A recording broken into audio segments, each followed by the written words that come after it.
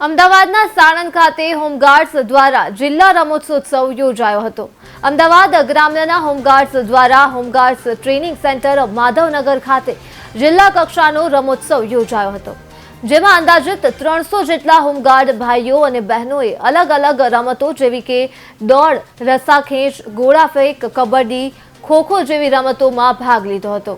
જે પણ જવાનનો પ્રથમ અને દ્વિતીય નંબર આવે તે જવાનોને રાજ્ય કક્ષાના રમોત્સવ માટે હોમગાર્ડ્સ ટ્રેનિંગ સેન્ટર જરોદ ખાતે લઈ જવામાં આવશે।